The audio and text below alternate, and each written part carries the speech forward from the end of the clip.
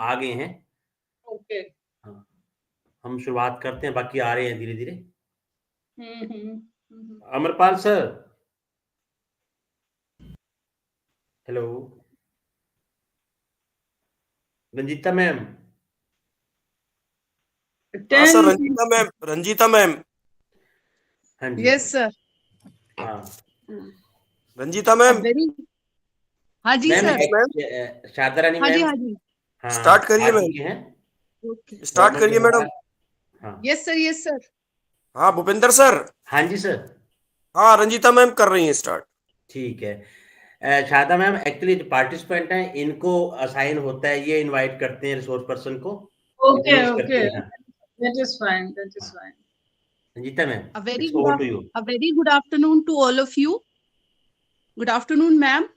Good afternoon. Good afternoon. On behalf of HRDC BPS Women University, Director of HRDC BPS Women University, Professor Sifali Nagpal, Course Coordinator Dr. Bhupender Singh, all participants of this course, I welcome you, ma'am. Thank you. Thank you. I feel very happy to introduce you, ma'am. Our today's speaker is Professor Sharda Rani Gupta, Kurukshetra University, Department of Botany, and she is Emeritus Fellow, UGC. It's really a great achievement, ma'am. And she has a 34 years experience in teaching, and she has 80 publications, national and international.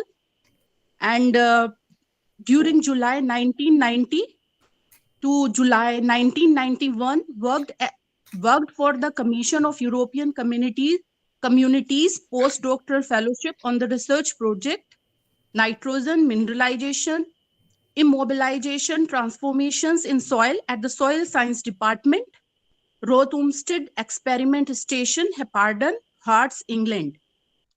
And her field of specialization are ecology and environmental science, soil ecology, biodiversity conservation, ecology, restoration of degradation ecosystems, agroecology, agroforestry, soil carbon sequestration, and functional biodiversity.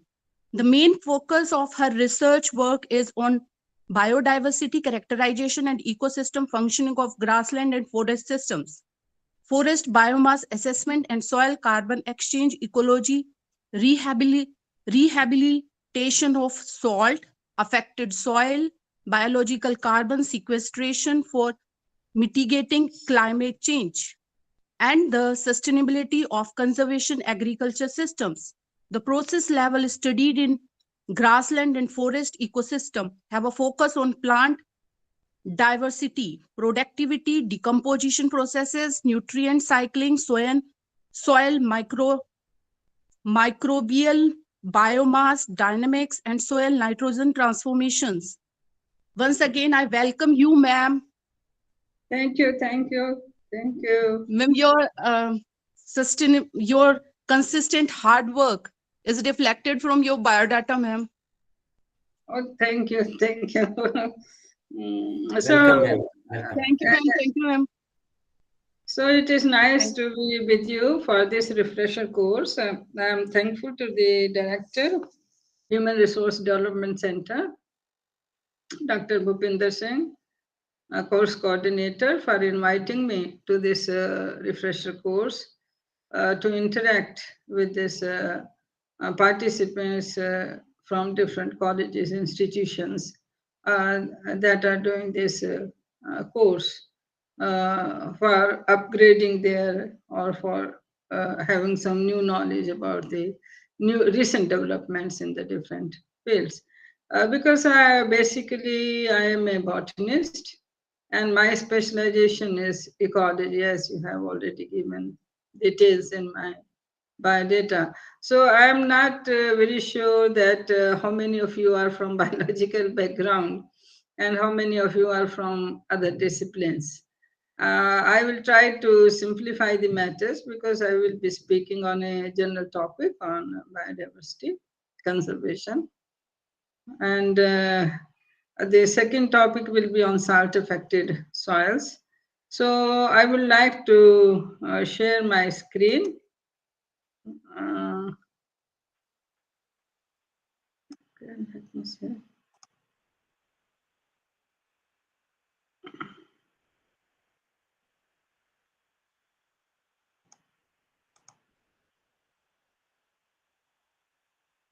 So please let me know if my screen is visible. Yes, ma'am. Yes, ma'am. It is visible, but I am not able to see it on my computer. What is the problem? You are able to see my screen? Screen is visible, but PPT is not visible. It is not visible. Is it visible now? Yes, ma'am. Is this PPT visible now? Yes, yes. Okay. So my my interest would be to share some of the insights on biodiversity conservation and how it is related to achieving the sustainable development goals for the betterment of the humanity.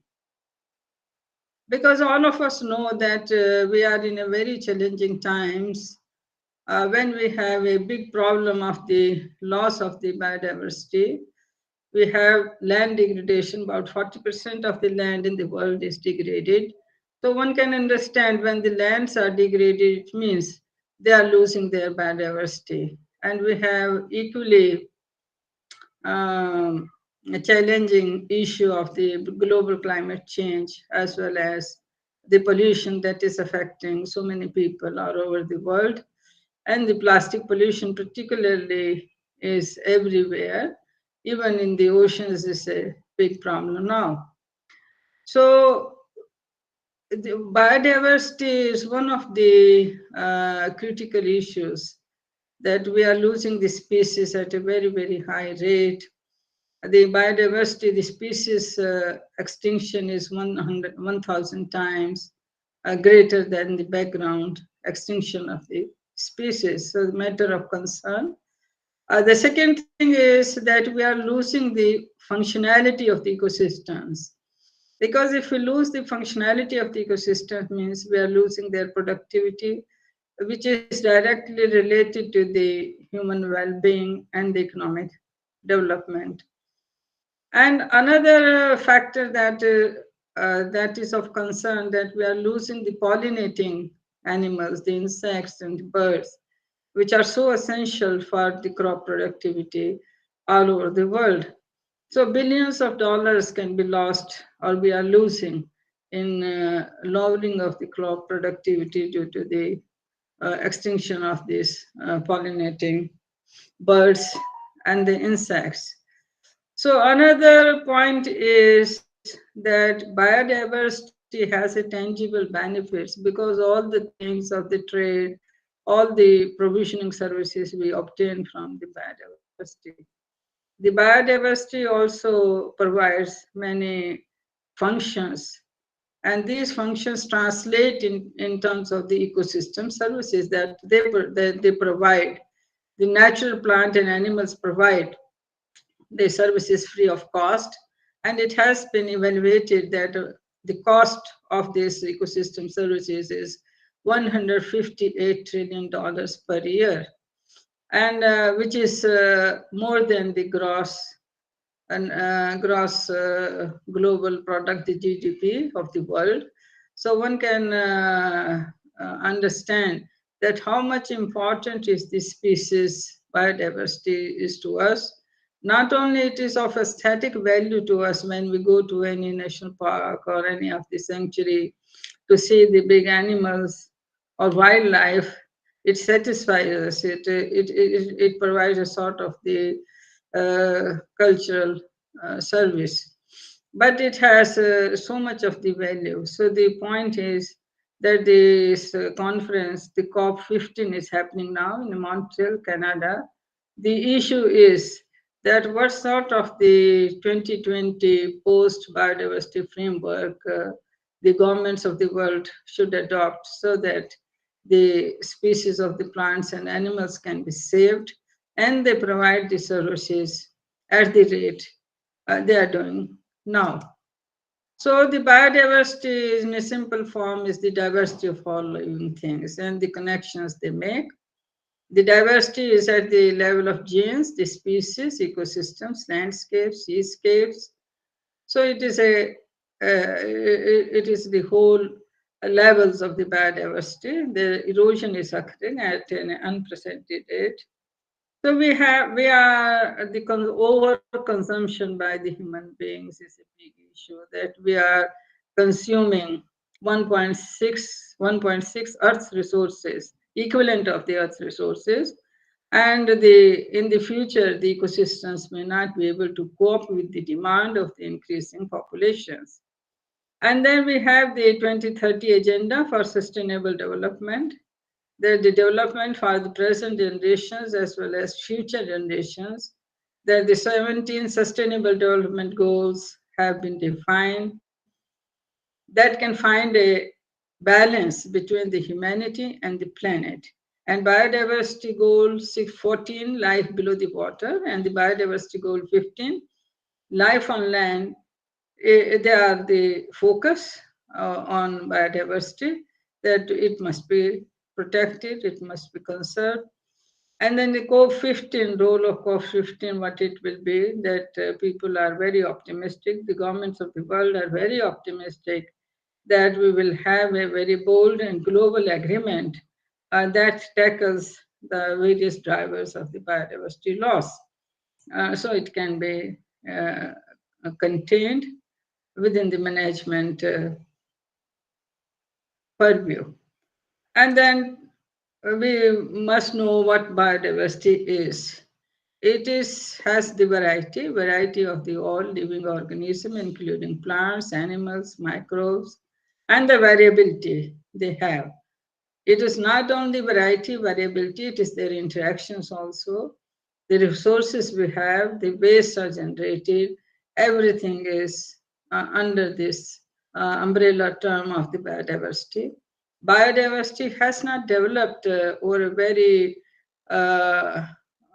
very small period of time. It has taken a very long time of 308 billion years to evolve, that so many life forms are evolving over this period, and they are forming a complex web of life. So it is a continuous process of evolution that the organisms are appearing. They are disappearing also, but the present rate of extinction is very high, so that is a matter of great concern. So if we look at the genetic level of biodiversity, that if you see the different crops, you see the livestock, there are different varieties in them. If you have a rice varieties, there may be thousands of the races that are present there in rice. Similarly, wheat, maize, so many crops, pulses, all of them have a very high genetic diversity in them. So the genetic diversity is important, that how we will adopt, how the crops will adopt to the changing environmental conditions, and how they will be responsible for the food security. Similarly, we have the livestock genetic diversity, which is so important, because in livestock, if it is a very, very uniform population, then any disease can break out and it can wipe out the whole population of the livestock. We are dependent so much on the livestock for our livelihood and for our nutrition. And then the genetic diversity has a use, that it is important in the evolution. If we do not have a big genetic diversity, say for example dinosaurs, the dodo, that they have disappeared, because these type of animals or plants didn't have the variations and to adapt to the pressures of the environment, so they became extinct. So if we have a wide genetic diversity base, it means the populations have a greater chance of survival. आपको ये सुविधा है या मैं हिंदी में इसको बोलूं, किस तरह से आप चाहते हैं?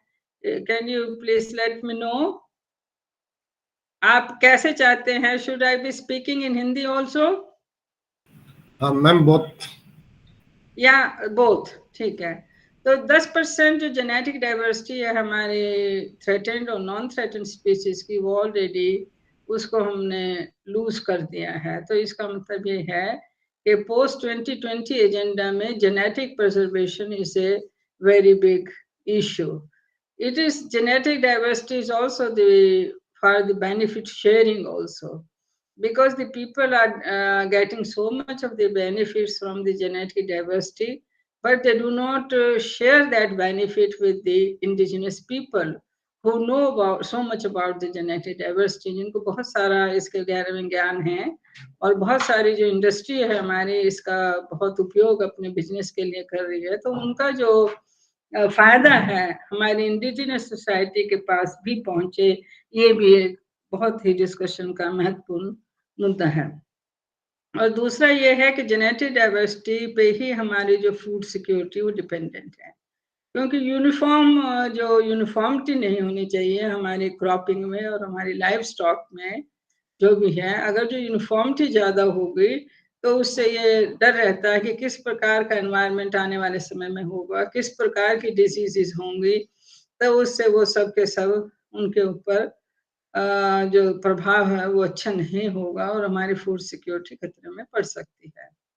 और जो जेनेटिक डाइवर्सिटी है प्लांट ब्रीडिंग के लिए, जब हम क्रॉप्स की इम्प्रूवमेंट चाहते हैं उसके लिए बहुत आवश्यक है. बहुत से जेनेटिक डाइवर्सिटी के लिए बहुत प्रयास भी जारी हैं. सारे हमारे भारत में भी जेनेटिक डाइवर्सिटी को पूरा ब्यूरो हो जेनेटिक डाइवर्सिटी कंजर्वेशन के लिए नई दिल्ली में बहुत सारी जेनेटिक डाइवर्सिटी को कंजर्व करके रखा हुआ है ताकि हम आने वाले समय में इसका उपयोग कर सकें. देन दूसरा जो लेवल है बायोडाइवर्सिटी का वो है species diversity, because we are not sure how much of species we have in the world. Say one estimate say it is 1.7 to 2 million species, another estimate say it is 10 million species, and another IUCN estimate is 5 to 50 million species. So the species is a unit of the evolution. It is a group of the similar organisms. जैसे spider है या walnut का tree है या बरगद का tree है, तो इसका मतलब बरगद का ट्री एक स्पीसीज है, तो that can breed together and produce healthy and fertile offspring. क्योंकि जो नए नए स्पीसीज को खोज करना एक महत्वपूर्ण विषय है साइंटिस्ट के लिए भी कि कहाँ कहाँ ये डिफरेंट स्पीसीज पाए जाते हैं. ज्यादातर जो वैज्ञानिकों का ध्यान है और आम आदमी का ध्यान भी स्पीसीज डाइवर्सिटी की तरफ ही रहता है कि कितने प्रकार के विभिन्न प्रकार के स्पीसीज हमारे एरिया में हैं और किस तरह से वो रहते हैं और किस तरह से हम उनको कंजर्व करें.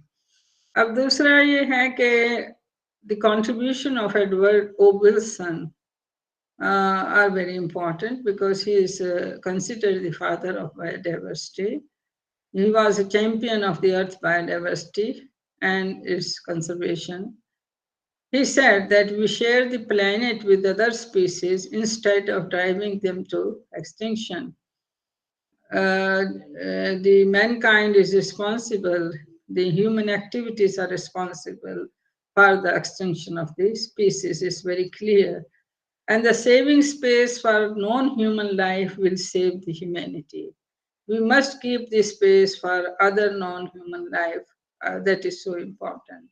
Because in Indian culture, we have a great respect for all the life that may occur in water or life in soil or in forest, grassland, anywhere. So our ancient thinkers, they used to emphasize upon that every life is so important and we must take care of them, not only ourselves. And then another concept that is emphasized in recent times is planetary sustainable boundaries. That what are the safe operating limits within which the humanity can thrive. So this provides a framework for the human population, that in the generations to come, how we must behave so that we do not cross the planetary boundaries, the safe limits we do not cross. So this idea was given by John Rockstrom, and it has been developing since 2009. And earlier it was the biosphere integrity, where we are saying the biodiversity is one of the planetary boundaries, then climate change, and then we have the land use systems, that here we have crossed the boundary. In land use, we have crossed the boundary. Biosphere integrated, that is biodiversity. We have crossed climate change, biogeochemical cycles, novel entities and pollutants, and recently the freshwater boundaries, they have also been crossed. So you can imagine that the situation is very alarming, that the human population, its activities have already crossed how many, 4, 7 planetary boundaries. Out of the 9 planetary boundaries, it seems we have crossed already 7 boundaries. So it's a matter of great concern and alarm that we must take the actions urgently so that the loss of biodiversity can be contained. And then global threshold for biodiversity loss, because we say biodiversity is a planetary boundary, fine. It regulates the Earth system. Earlier it was defined in terms of the extinction rate. Extinction rate के आधार पर ही हम इस planetary boundary को दर्शाते थे, पर आज के समय में planetary boundaries जो biodiversity की है, उसके 2 important component हैं, genetic diversity और functional diversity.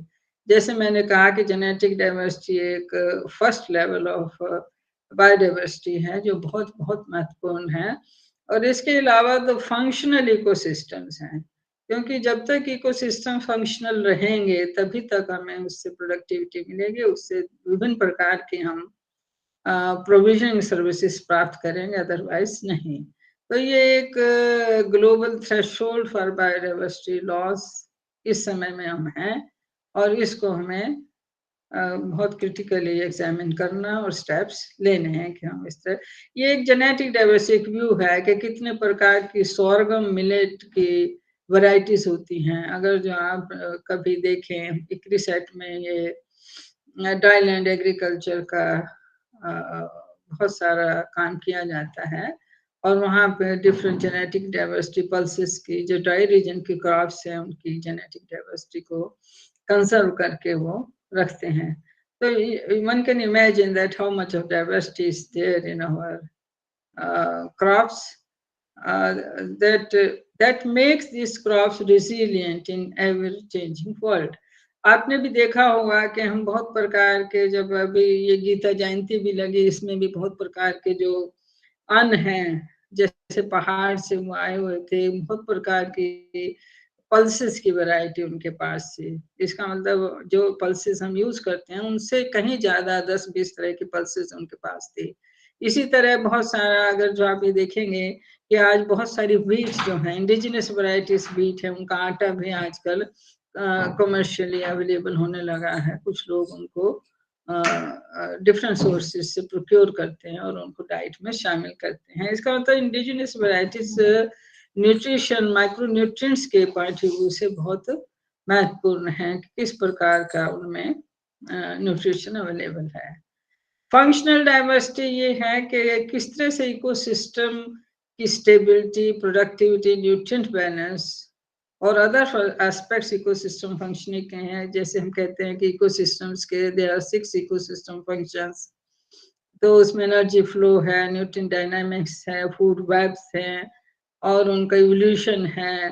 तो इस प्रकार की जो फंक्शनल डाइवर्सिटी है वो इंटैक्ट रहनी चाहिए। अगर जो फंक्शनल डाइवर्सिटी इकोसिस्टम्स की नहीं रही तो इसका मतलब वो कुछ भी जो उनका स्वरूप है वो बदल जाएगा, और जो हम उनसे इकोसिस्टम सर्विसेज प्राप्त करना चाहते हैं वो नहीं प्राप्त करेंगे। तो इस तरह से ये इकोसिस्टम फंक्शंस हमने बड़े सिंपल फॉर्म में दिखाया हुआ है यहाँ पे।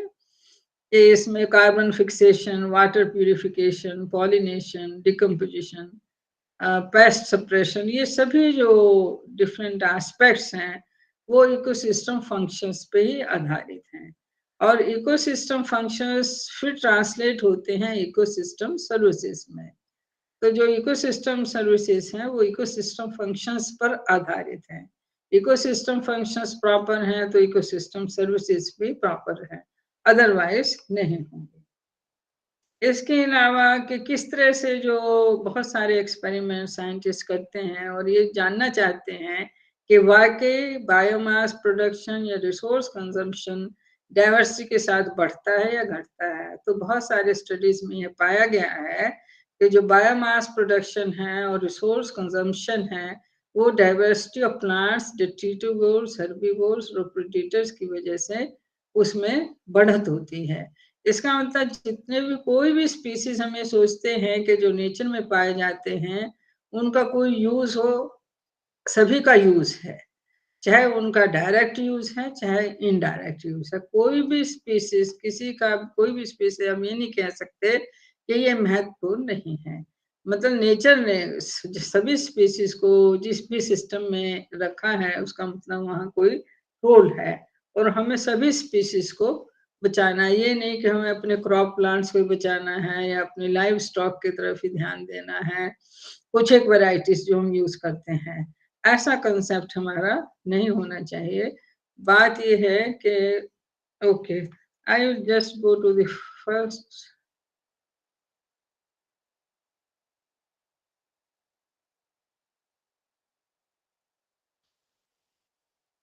ecosystem functions. Okay, I was here. So there is a relationship between the species diversity and the ecosystem function. It has been established in a study by Liang et al., where they have compared several thousands of the sample plots in different countries, in different ecosystem regions. The conclusion is that if there is a 99% decrease in tree species richness, it will result in a decline of 62 to 78% of the productivity.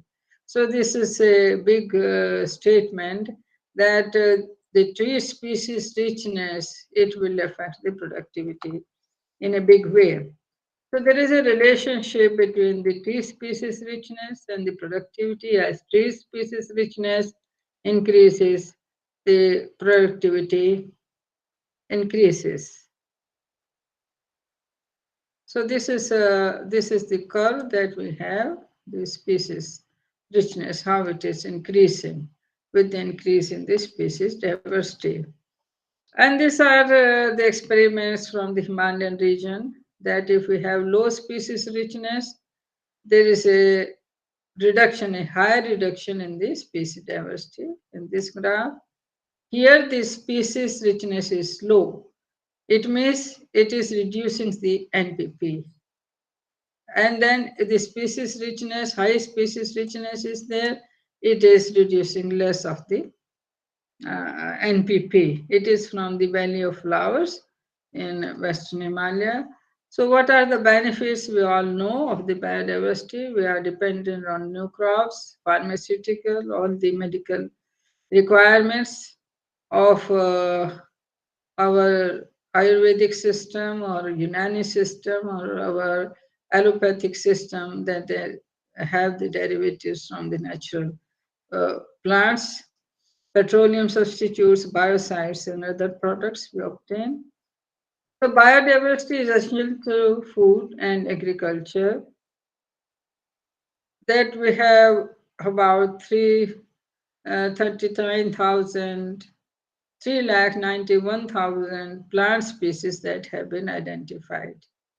And we are 6,000 species cultivated for food and agriculture, but we are dependent on less than 200 species for production level. So we are not using many species for our food, but there are a number of mammalian avian species occurring, but we are using 40 mammalian and avian species for our domesticated food and agriculture. Same is the case with these crop plants that we are using about 200 species only, and there is a big potential of exploring the potential of other species for food and for our domesticated animal also. So there are also the plants, how many of the trees we are using. 700 species only, 700 species we are using in tree improvement programs. And from the aquatic system, we are using dependent on 694 species.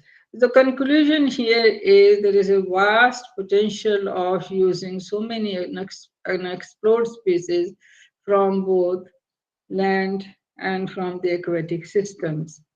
The biodiversity and health, because we are dependent on the natural medicines, that 80% of the people in Africa depend on traditional medicine in our country. About 65% of people are dependent on traditional medicines. And so many of the chemical, that is Taxol, it is obtained from a yew tree, that it is used for killing the cancer. Rolfia serpentina, it is in here, Rolfia serpentina.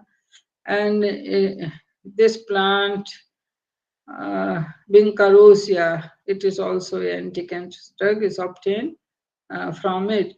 And we have a big potential using the microbes for their antibiotics. We know that penicillin is obtained from microbes. Similarly, cholesterol lowering statins, the microbes are the source for it. Just हम use करते हैं statins बहुत सारे medications में, particularly cholesterol के lowering में. तो इससे हम अंदाजा लगा सकते हैं कि अपनी हेल्थ के लिए, ह्यूमन हेल्थ के लिए बायोडाइवर्सिटी को कंजर्व करना जरूरी है. Then ecosystem services. क्या है ecosystem services? They are the processes and conditions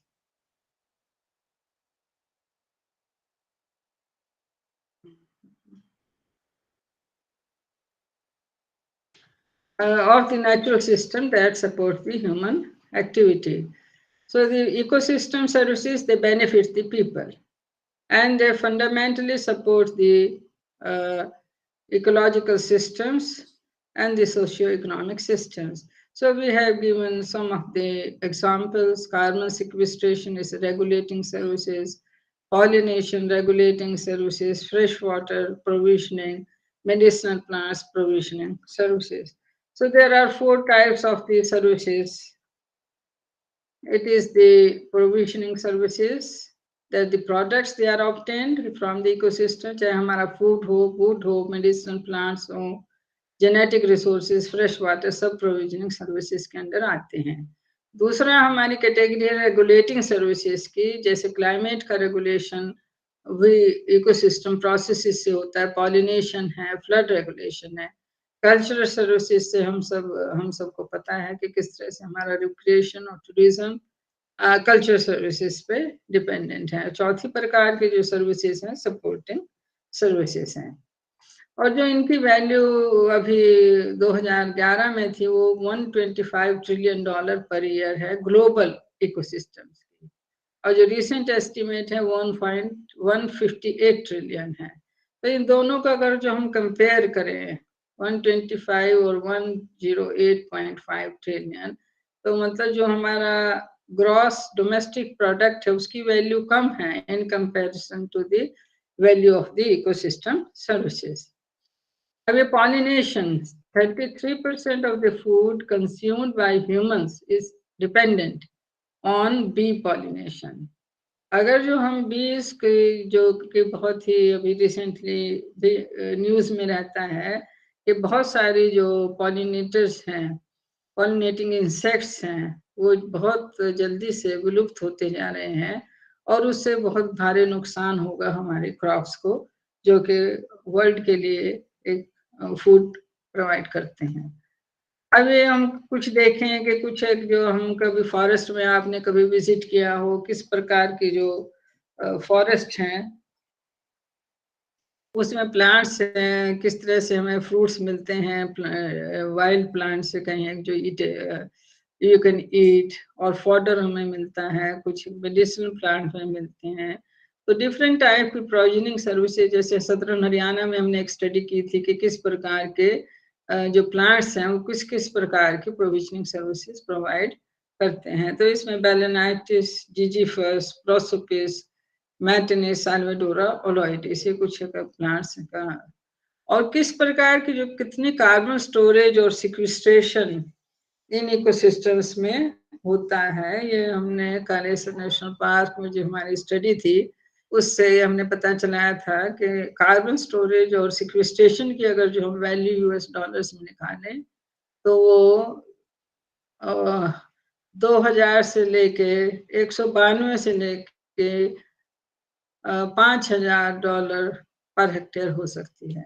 तो ये इम्पॉर्टेंट है कि हम भी अपने जो फॉरेस्ट हैं उनकी वैल्यू को जानें, उनकी इकोसिस्टम सर्विसेज की वैल्यूएशन हमारे पास हो, ताकि हम बता सकें कि इन इकोसिस्टम्स की इतना महत्व है, इतनी इनकी वैल्यू है, अगर जो हम इनको डिस्ट्रॉय करेंगे तो ये सब वैल्यू हमारे लूज हो जाएगी।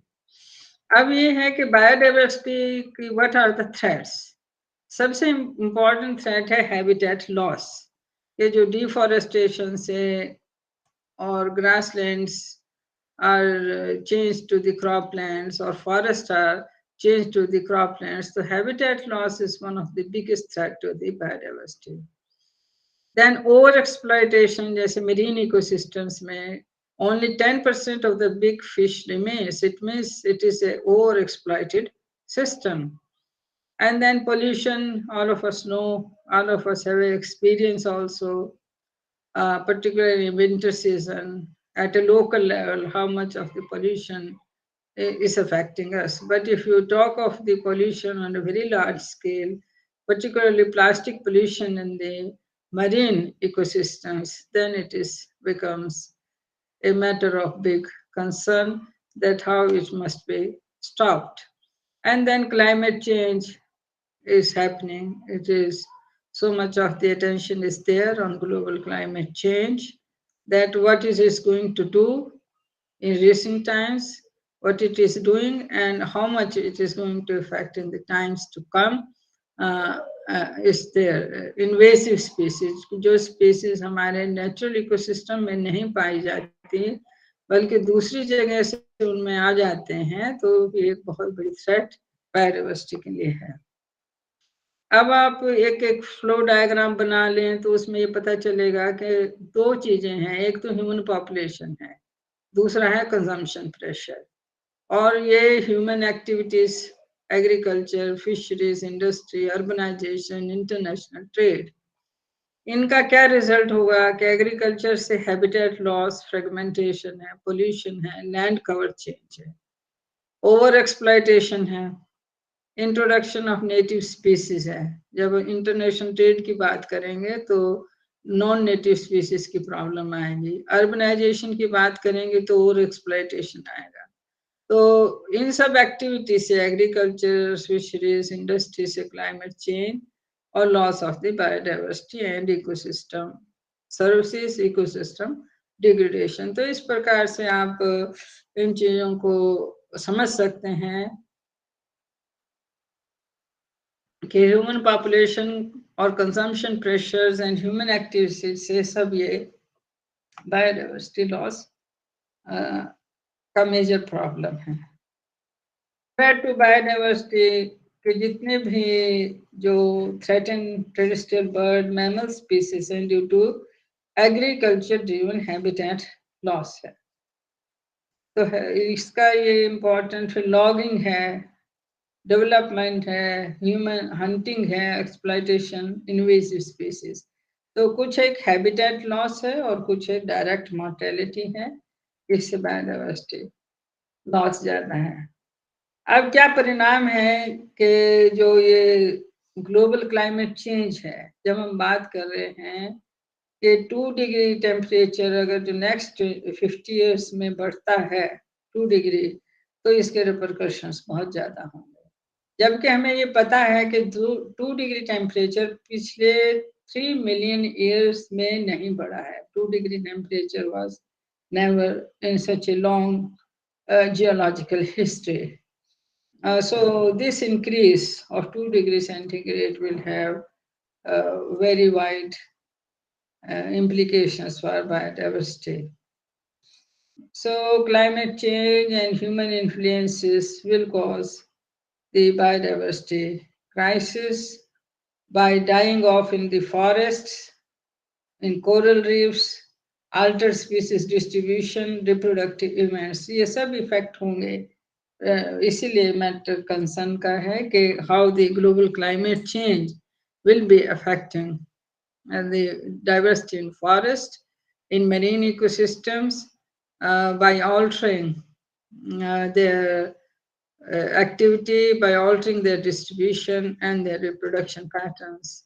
So many people have been doing very serious research, and they have shown that how these pollinating birds and mammals, they are declining due to the different human activities.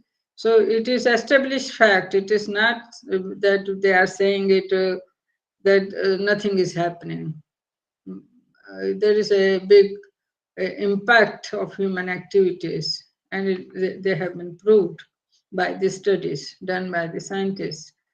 And now there is a global assessment report of the Intergovernmental Science Policy Platform on Biodiversity and Ecosystem Services. In this report, it has been reported that 1 million of approximately 10 million species that exist now are threatened with extinction within the ecosystems they inhabit. So this is a very alarming finding, that how many species, 1 million species, are at the risk of extinctions in the ecosystems. Now, if we see the threats ranking, it is due to the biological invasions. It is 1. Due to the climate change. The biological invasions is threat number 2 according to the WWF estimates. IUCN put it, biological invasions, as the 3rd, and the IUCN extinctions, they put it at the 5th place. And the climate change is very clear in all WWF, IUCN, all of these organizations, they put climate change as a big threat to biodiversity. Habitat loss, all the different IPBES, WWF, IUCN, they put this habitat loss.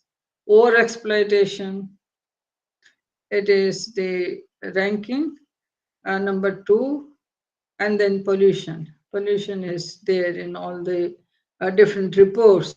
So all these 5, biological invasions, climate change, habitat loss and degradation, overexploitation and pollution, they are a threat to the biological diversity. It is just a matter of ranking the different organizations, how they put it in their agenda. And then if we see the middle, that if we go by the as usual pathway, this one, this middle bar, then there will be very big extinction of the species by the year 21,000. But if we go by the increased conservation in this 3rd panel, then we can see that we will be able to have a good number of species. The global diversity will be there if we take the actions for conservation. If we do not take the actions for conservation, then it will be a situation like this in this middle panel, that there will be a big risk of the species extinctions in both terrestrial, and this is the terrestrial ecosystem, this is the marine ecosystem, and then this will be a very bad situation, because more and more species will become extinct. Then recently, this Living Planet report 2020, it has been published, So they show that 69% of the wild populations they have declined. The wild populations of the vertebrates, they have declined. And this decline is different in different parts of the world. That in Caribbean and Latin America here, the decline of the populations is 94%. So you can imagine that how much of the wild populations are declining in different parts of the world. In Africa, 66%, and in Asia, 55%. In North America, decline is less, 20%. In Europe, Middle Asia, it is 18%. So it depends that how much of the overexploitation or other factors are going on in this Latin America and Caribbean region, that the populations are declining so fast, that is 69%. So कौन से species जो हैं extinction risk जिनका ज्यादा है, जैसे साइकिड्स हैं. साइकिड्स एक प्रकार के प्लांट्स की कैटेगरीज हैं, इनका बहुत तेजी से विलुप्त होते जा रहे हैं. एम्फीबियंस दूसरी कैटेगरी है जो बहुत जल्दी से विलुप्त होती जा रही है. मैमल्स, बड़े मैमल्स, सभी हम बर्ड्स की भी पॉपुलेशन जल्दी से विलुप्त के कगार पे हैं. कोरल रीफ्स और बहुत से और दूसरी प्रकार के शार्क्स हैं, कॉनिफर्स हैं, स्नेल्स हैं, लिग्यूम्स, ड्रैगन फ्लाइज, बॉनीफिश, सभी को बहुत प्रकार का जो ये रेड लिस्ट इंडेक्स है, रिल, एक IUCN ने एक इंडेक्स निकाला है जिसके बेसिस पे हम ये पता चला सकते हैं कि कौन कौन सी प्रजातियां ज्यादा विलुप्ति के कगार पे हैं और कौन सी दूसरी नहीं है. तो ये एक बहुत ही अच्छा उन्होंने इसका सिंथेसिस किया है, जिससे पता चलता है कि इसको देख के ग्राफ को कि कौन कौन सी प्रजातियां बहुत जल्दी से विलुप्ति के कगार पे हैं. और ये एक ह्यूमन इकोलॉजिकल फुटप्रिंट है कि किस प्रकार की गतिविधियों से जो फुटप्रिंट है वो ज्यादा हो जाता है, और उसके ज्यादा बढ़ने से फुटप्रिंट के इसका मतलब वो जो भी गतिविधियां हैं हमारे लिए अच्छी नहीं है. ह्यूमैनिटी की इकोलॉजिकल फुटप्रिंट जो है वो लैंड यूज के साथ बदलता है और एक्टिविटीज के साथ भी बदलता है, और इसको हमें विद इन लिमिट्स रखना है ताकि हमारी सस्टेनेबिलिटी बनी रहे. अब दो चीजें हैं हमारे पास, एक क्लाइमेट चेंज है, एक बायोडाइवर्सिटी है. ज्यादातर बात अभी तक सभी आम पब्लिक भी, वैज्ञानिक भी, पॉलिटिशियंस भी क्लाइमेट चेंज के बारे में ज्यादा बात करते हैं, जबकि बायोडाइवर्सिटी लॉस के बारे में कम हम लोगों का इस जागरूकता है. तो ये जबकि ये दोनों क्राइसिस जुड़े हुए हैं, आपस में जुड़े हुए हैं. किस प्रकार से जुड़े हुए हैं?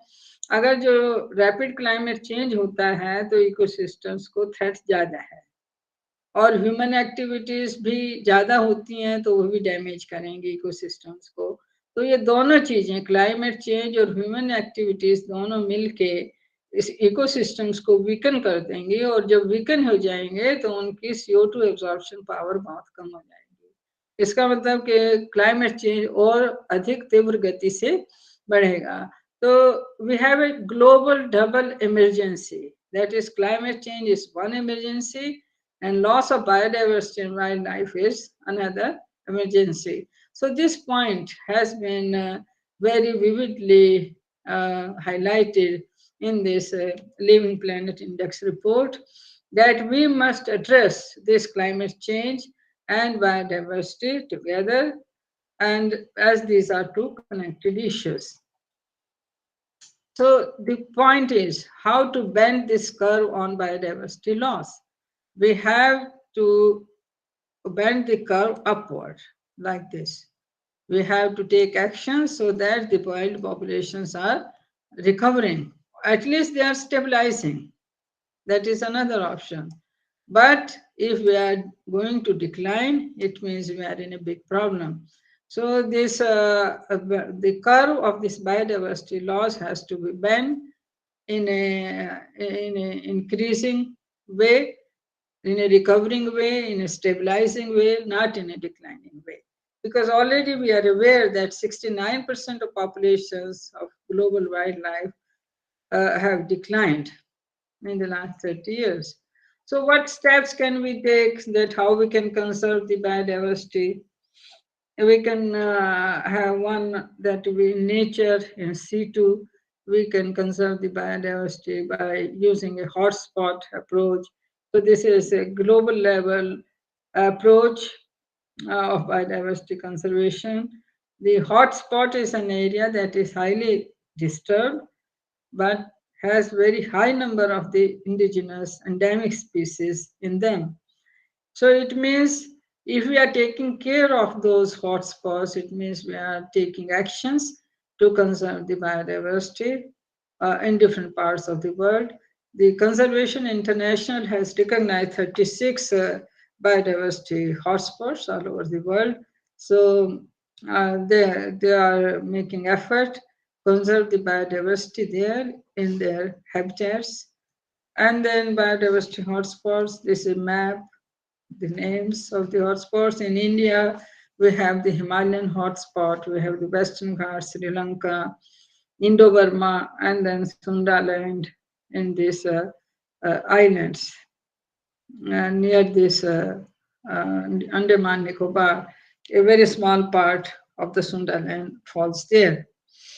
And then the biosphere reserves is another way of conserving the biodiversity, because this is a UNESCO program. And in this biosphere approach, the conservation of biodiversity is linked to the sustainable development. And then these biosphere reserves, they are about 738 all over the world in 134 countries. There are transboundaries biosphere reserves 22. So it is another global program of conserving the biodiversity. And then it has a structure. A biosphere reserve has the buffer zone, it has the core area, it has the economic use and development area. So in the core zone, there is a conservation, research, monitoring, education. In buffer zone, we have some settlements also. The transition zone also, we have some activities, human activities. So they are a big program to conserve the biodiversity. In India, the protected areas network is there. About 5.26% of the country is covered under the protected areas, and the world average is about 17%. So we are far below the protected area global level. So we have national parks, wildlife sanctuaries, conservation reserves, community reserves, protected areas. So this is a picture of Jim Corbett National Park. I visited several years ago. One of the first by this national park in India that was established in 1936. So the deciduous forest, we have the populations of these elephants, and then another wildlife is important there. And this is Kalesa National Park of Haryana in the hills of the Shivaliks, the Surya Robusta forest, mixed forest. So this is another very important conservation area in Haryana. And then we have the wildlife sanctuaries, the Ran of Kutch. So we have big populations of the flamingos. You can see how they are there in their nature. Then medicinal plant conservation area is a program of Government of India for the in situ conservation of the medicinal plants. About more than 6,000 medicinal plants are conserved there. About 110 this medicinal plant conservation areas there in India. And then community conserved areas, they are there. They can be forests, wetlands, coastal, marine, grassland, so many systems are there. And then Maflang Sacred Forest is Khasi Hills, that here in this sacred groves, they conserve the forest and anything, all the plant, soil, microbes, everything. They do not take anything from this sacred groves because they consider its importance religiously. And out of the religious beliefs, the biodiversity is conserved in the sacred forest, sacred groves. In northeastern India, we have a lot of these sacred groves, and they play a very important role in conserving the biodiversity. In other parts of India also we have the sacred groves in Western Ghats, and you have the Urans in Rajasthan. They also believe that the species that are found are very important there religiously. So they conserve the camels, the sheep, the goats, everything there in this Purans. It is for conservation. And then we come to the last part of this discussion, that is the Sustainable Development Goals, that they provide a blueprint to achieve a better and more sustainable future for all, according to the United Nations. They are Sustainable Development Goals 17, 169 targets, they have indicators, and the Sustainable Development Goals, they have been adopted in 193 countries. So you know the term sustainable development, the development that meets the needs of present generations without compromising the ability of future generations to meet their own needs. So the World Commission on Environment and Development, they coined this term, and it is so relevant that we are to meet our needs. It is not just for present generation, it is for future generations also. Only then we are having a better future, a sustainable future for all. So the achieving the sustainable development goals with biodiversity, because it is the biosphere, society and economy, they are all linked. Conservation of biodiversity is one of the most potent levers to achieve sustainability. So the biodiversity focused goals are SDGs 14, life below water, and 15, life on land. So there are multiple benefits across the goals. So this presents an integrated view of the social, economic, and ecological development. So these sustainable development goals, they are linked to the biodiversity. So we need a systematic approach of using the forest sustainably, combating desertification, halt and reverse land degradation, and halt biodiversity loss. So this is the Sustainable Development Goal number 15. This is the statement. And in this post-2020 global biodiversity framework, we need to protect 30% of the planet by 2030 with a focus on biodiversity. We have the Bone Challenge targeting 350 million hectares of degraded land for restoration, and the nature-based solutions and sustainable management are at the forefront. So we have, this is the life on land, the Sustainable Goal Development 15. This is the statement of this goal. What is the situation? 10 million hectares of forest are restored every year, are destroyed every year. 90% of the global deforestation is by agricultural expansion. 40,000 of species, they are documented, which are at the risk of extinction. So in the terrestrial habitats, we have the big concern for deforestation, extinction of species. So the loss is happening. And then we have the Nagoya Protocol on the access benefit sharing of the genetic resources, a very important concern, land degradation, and then more biodiversity area to be protected over the period of time. And then agroforestry, because I have been working in this area of agroforestry for certain time, and it is linked to the 99 out of 17 sustainable goals are with the biodiversity, agroforestry. So it is a tool for climate change mitigation, adaptation, and agroforestry can increase the biodiversity. also. It is one of the emerging areas of taking the action for conserving biodiversity and degraded habitats. And then goal 14 is to conserve and sustainably use the oceans, seas, and marine resources. So much of the emphasis is there on the life below water, on our oceans, because 3 billion people are dependent on marine and coastal biodiversity for their livelihood. So they are threats because our oceans are the largest ecosystem that is in danger due to plastic marine pollution, ocean warming, eutrophication, and then acidification, overfishing. So in this here we have the concern.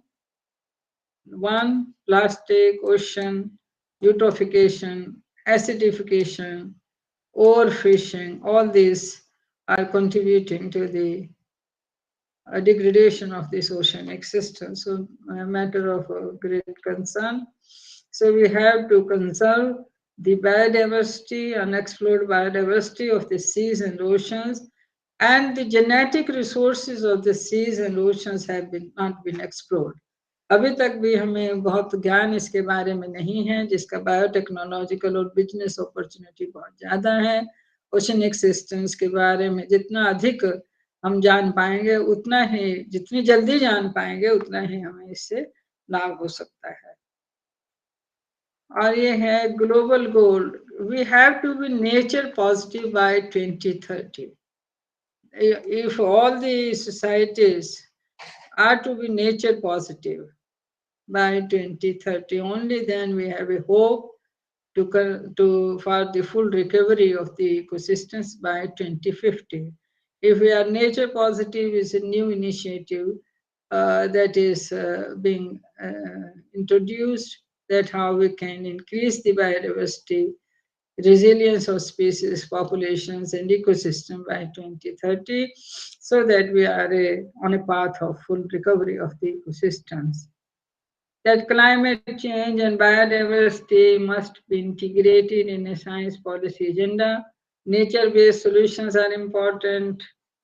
The COP15 framework, increased protection of the seascapes, landscape, and then restoration and rethinking of the environmental legislation. So this biodiversity conference, COP15, which is happening in Montreal, Canada. So the aim is to adopt a broad global biodiversity framework that can give a strategic vision and a global roadmap for conservation, protection, restoration, and sustainable management of biodiversity ecosystems for the next decade. So this is the post global biodiversity framework. किस प्रकार से हो कि biodiversity loss halt हो by 2030, achieve recovery restoration by 2050. Global targets must be measurable. Protected area 30%. Government must guarantee additional investment in nature every year for the framework to succeed. So we have to see the biodiversity as an investment, resource mobilization, incorporation of biodiversity in sector, local policies, ecological education, mainstreaming of biodiversity into ecosystem services, and economic evaluation of the biodiversity in cost-benefit analysis. So here I stop for this first lecture. If you have any questions, you can let me know.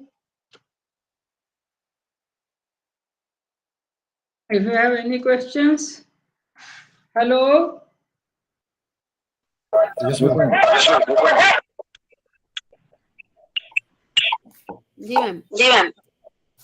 If you have any questions, Ranjita ma'am, हाँ जी sir. एक tea break ले लीजिए, उसके बाद 10 minute बाद अच्छा, next session शुरू होगा इसी मैम का. आप पूछ लीजिए मैडम. मेरे ख्याल से hello Hello, yes. Ma'am, some part is remaining, ma'am. No, this lecture is complete. We have to go for a second lecture. Okay, ma'am. Second lecture tea break के बाद हो जाए। हाँ, yes. रंजीता मैम हाँ जी सर, 10 मिनट के बाद कर लीजिए। ठीक है सर। बोल दीजिए। मैम भी 3:30 कर लो सर। हाँ 3:30 में हो जाएगा सर, 3 हो गए। मैम 10 मिनट के बाद। हाँ, ठीक है 10 मिनट। ठीक है, ओके मैम।